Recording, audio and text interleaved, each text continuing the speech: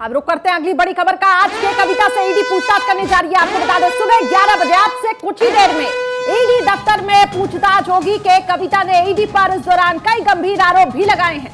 Torture कर जबरन बयान दिलवाया जा रहा है कि कविता के घर के बाहर जुटे हैं इस बीच समर्थक।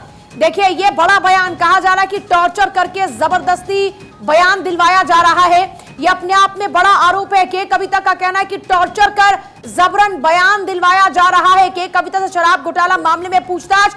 और रवि यादव हमारे साथ जुड़े, हमारे सहयोगी इस वक्त ईडी ऑफिस के बाहर हैं।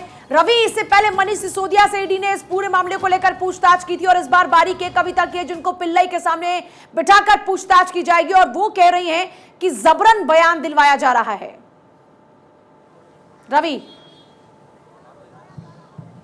देखिए जिस तरह की जानकारी अभी मिल पा रही है कि इनके जो फॉर्मर चार्टर्ड अकाउंटेंट थे बाबू गुच्ची, उनका जो है एक बालिया बयान है वो एक आधार है। और दूसरी बड़ी बात इसमें यह है कि जो इनके बिजनेस पार्टनर है अरुण रामचंद्र पिल्लई, उनको आज आमने सामने बिठाकर जो है ईडी पूछताछ करने वाली है। 12 दिसंबर को 7 घंटे की पूछताछ पहले ही सीबीआई कर चुकी है। और कल जिस तरह से रिमांड के दौरान की बात करें तो मनीष सिसोदिया का रिमांड जब अप्रूव हुआ 7 दिन का, उससे पहले बचाव पक्ष ने काफ़ी दलीलें दी, लेकिन ईडी ने इस तरह के तथ्य सामने रखे थे कि जिससे ये रिमांड जो है 10 दिन का मांगा गया वो 7 दिन का मिला। उसमें के कविता का भी जिक्र है और के कविता की जो है विजय नायर जो एंटरटेनमेंट इफ्को कंपनी जो बॉम्बे में चलाते हैं और इस पूरी घटनाक्रम के यानी कि हम कह सकते हैं कि कर्ता धर्ता है, क्योंकि बॉम्बे में ये पूरी जो है पॉलिसी इसकी शुरुआत हुई थी। और एक व्हाट्सएप चैट के कविता का और उनका जो है वो सामने आया है। और ये जो है 58 पेज की एक जो चार्जशीट कल ईडी की तरफ से कोर्ट में दाखिल की गई, उसमें एक पुख्ता प्रमाण है।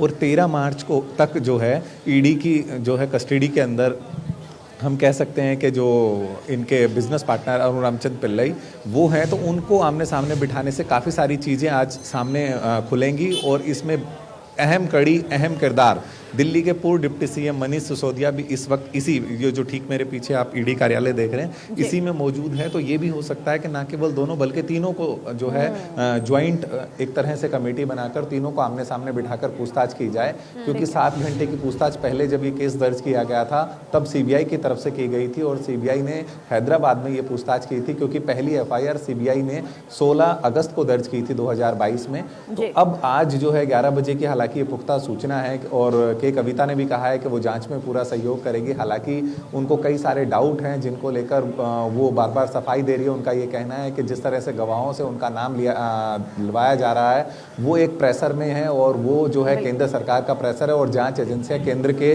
प्रेशर से ही काम कर रही है। और रवि, कहीं ना कहीं कल के कविता ने जो भूख हड़ताल करके जो अनशन प्रदर्शन किया, ये भी एक दबाव बनाने की रणनीति है। कल जिस तरीके से महिला आरक्षण बिल, ये तो एक बहाना था कहीं ना कहीं केंद्र सरकार को घेरने की, यहाँ पे पूरी कोशिश की। मल्लिका अर्जुन का भी इसमें ट्वीट सामने आना कि किस तरीके से केंद्र सरकार जो है वो एजेंसियों का दुरुपयोग कर रही है। आज आमने सामने बिठाकर सबसे क्रॉस क्वेश्चनिंग की जाएगी, लेकिन इन सब के बीच पूरा विपक्ष इस वक्त लामबंद होता हुआ दिखाई दे रहा है।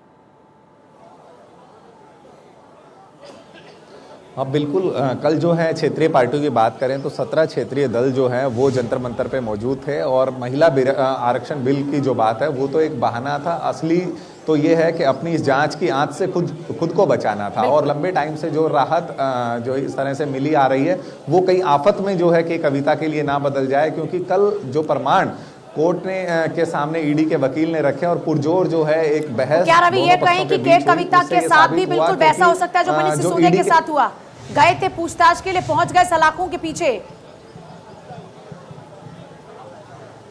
बिल्कुल बिल्कुल ऐसा लाजमी है, ऐसा हो सकता है। क्योंकि इस तरह के प्रमाण जो हालांकि पहली बार ईडी में कविता आ रही है और पहली बार में अक्सर ऐसा होता है कि पुख्ता सबूत जब तक जांच एजेंसियों के पास ना हो, लेकिन सबूतों का जिक्र पहले ही एजेंसी कल कोर्ट में कर चुकी है। और विजय नायर और इनकी जो व्हाट्सएप चैट है उसका जिक्र सामने आ चुका है। इनके जो अपने बिजनेस पार्टनर थे, इनके जो फॉर्मर चार्टर्ड अकाउंटेंट थे, वो इस बात की गवाही दे चुके हैं। दिनेश अरोड़ा सरकारी जो गवाह है उसने वो व्हाट्सएप चैट जो है वो जो है लीक की है और वो सरकारी गवाह बने हैं। और विजय नायर जिसको पहले ही जो है एजेंसियां गिरफ्तार कर चुकी हैं।